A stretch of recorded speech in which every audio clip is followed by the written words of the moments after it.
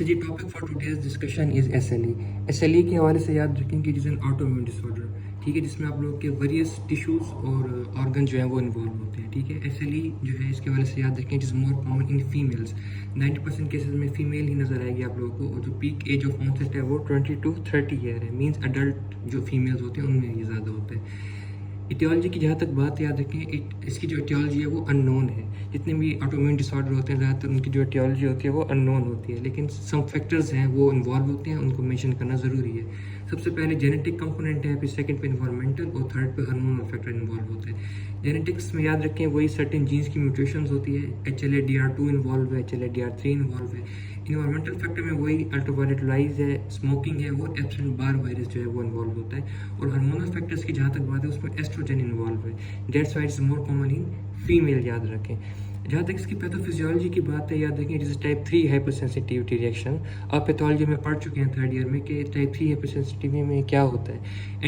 Antibody production होती है। Antibody production जो है वो इम्यून कॉम्प्लेक्स बनाती है, और वो इम्यून एंटीजन और एंटीबॉडी कॉम्प्लेक्स जो होता है वो टिश्यू डैमेज करता है, इन्फ्लेमेशन करता है, और वस्कुलाइटिस करता चला जाता है। जहाँ तक क्लिनिकल फीचर्स की बात याद रखें ये इंपॉर्टेंट है। सबसे पहले जो है कॉन्स्टिट्यूशनल सिम्टम आप लोगों ने नोट करने हैं, उसमें फीवर इन्वॉल्व है, मलेज है, फटीग है, वेट लॉस है, और जिसकी स्किन मैनिफेस्टेशन है वो बहुत इंपॉर्टेंट है, ठीक है। इसमें जो है सबसे पहले आप बटरफ्लाई रैश नोट कर सकते हैं, ठीक है। पेशेंट को फोटो सेंसिटिविटी होगी, डिस्कॉइड लीजन्स होंगे, अल्सर्स होंगे उसको, और एलोपेशिया होगा, और Raynaud's phenomena. Raynaud's phenomena simple यही होता है कि vasospasm of small vessel when expose to cold, ठीक है। इसके अलावा जो है MSK आपका इन्वॉल्व होता है। उसमें सबसे पहले जो है वो अर्थरेल्जिया होगा। It is the first symptoms which is noted by the patient who is suffering from SLE, ठीक है। अर्थरेल्जिया होगा, अर्थराइटिस होगा, और माइल्जिया होगा। ये जनरल टर्म्स हैं, आप लोगों को आते हैं इनके मतलब। कार्डियक में जो है याद रखें पेरिकार्डाइटिस हो सकता है, एंडोकार्डाइटिस हो सकता है, और मायोकार्डाइटिस हो सकता है। पल्मोनरी की जहाँ तक बात है उसमें याद रखें प्लूराइटिस है, प्लूरल फ्यूजन है, न्यूमोनाइटिस है, और पल्मोनरी हाइपरटेंशन इन्वॉल्व होती है। और जो ब्लड की जहाँ तक बात याद रखें इसमें SLE में तमाम सेल लाइनेज जो हैं वो डाउन होती हैं, जिसकी वजह से पेशेंट को हीमोलिटिक एनीमिया हो सकता है, ल्यूकोपीनिया हो सकता है, लिम्फोपीनिया हो सकता है, और थ्रोम्बोसाइटोपिनिया हो सकता है। इसका आप लोग गौर करें तो ये शो कर रहा है कि तमाम सेल लाइन जो है वो डाउन होती हैं SLE में। याद रखें अगर किडनी को डैमेज करेगा तो जाहिर सी बात है प्रोटीन यूरिया होगा, सेलुलर कास्ट होंगी, और ग्लोमेरुलोनेफ्राइटिस होता चला जाएगा।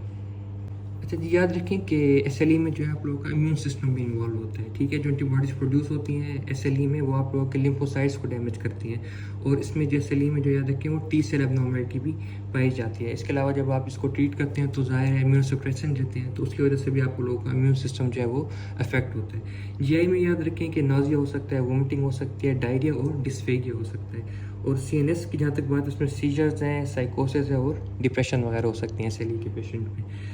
अब जहाँ तक डायग्नोसिस की बात है याद रखें सबसे पहले जो आप लोगों ने कराना है वो एंटी न्यूक्लियर एंटीबॉडीज़ का टेस्ट है। याद रखें it is a sensitive test, means अगर ये नेगेटिव है तो SLE एक्सक्लूड आप लोग कर सकते हैं, और अगर ये पॉजिटिव है तो ये कंफर्म नहीं करेगा कि SLE है। कंफर्मेशन के लिए आप लोगों को एक और टेस्ट करना होता है, वो होता है anti double standard DNA antibody. याद रखें it is a very specific test. अगर ये पॉजिटिव है तो पेशेंट कैन बी डायग्नोज और can be labelled as SLE।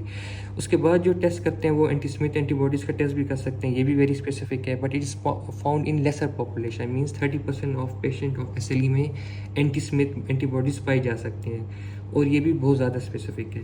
इसके अलावा जो जनरल फीचर है उस मतलब पेशेंट का ESR राइज होगा, उसको ल्यूकोपीनिया होगा, लिम्फोपीनिया होगा, ये तमाम फीचर हैं एक्टिव SLE के, ठीक है। इसके अलावा जो है याद रखें जो कॉम्प्लीमेंट्स के लेवल हैं वो भी डिक्रीज़ होते हैं SLE के अंदर, और डिक्रीज कॉम्प्लीमेंट लेवल जो है वो कोरिलेट करता है विद द डिजीज़ एक्टिविटी के साथ। अब जहाँ तक इसकी ट्रीटमेंट की बात है याद रखें सबसे पहले उसको जनरल आप मेयर्स बताएंगे कि सन एक्सपोजर को अवॉइड करना है, क्योंकि सन एक्सपोज होगा तो याद रखें जो स्किन की मैनिफेस्टेशंस हैं वो इन्हांस हो जाएंगी, ठीक है। सो उसको हमने ये बोलना है कि आपने सन एक्सपोजर को अवॉइड करना है। और जितने भी याद रखें माइल्ड डिजीज़ मतलब माइल्ड डिजीज़ है, माइल्ड डिजीज़ कौन सी है जिसमें स्किन और जॉइंट इन्वॉल्व होते हैं, उसमें याद रखें आप लोगों ने एनाल्जेसिक और NSAIDs पे उसको स्टार्ट करानी है ट्रीटमेंट, ठीक है। और हाइड्रोक्लोरोक्विन आप लोग दे सकते हो मॉडरेट सिम्टम्स के लिए।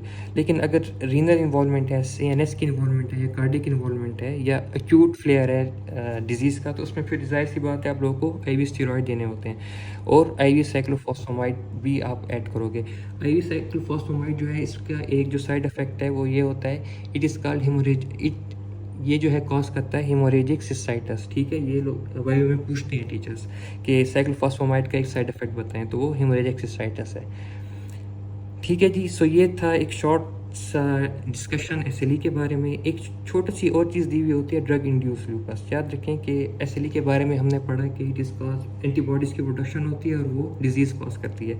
ड्रग इंड्यूस लूपस में क्या होता है कि एसएलई जैसे ही सिम्टम्स होते हैं, लेकिन उसमें जो है याद रखें एंटीबॉडीज़ इन्वॉल्व नहीं होती, ड्रग्स जो हैं वो याद रखें एसएलई वाले फीचर कर रहे होते हैं, ठीक है। इसमें एक बात याद रखें कि इसमें सीएनएस या किडनी इन्वॉल्व नहीं होते, बाकी स्किन और ये मतलब आर्थराइटिस और सिरोसाइटिस ये चीज़ें हो सकती हैं, लेकिन ये कोई इतनी सीवियर फॉर्म ऑफ डिजीज़ नहीं है जैसे एसएलई होती है, माइल्डर फॉर्म है, ठीक है। कौन कौन से ड्रग हैं, कुछ ड्रग्स के नाम आपको आने चाहिए, जाहिर सी बात है पूछा जा सकता है। उसमें हाइड्रोजीन है, एसोनियाजिड है, प्रोसिनामाइड है, पेनिसिलामीन है, मिथाइलडोप है और क्विनिडीन है।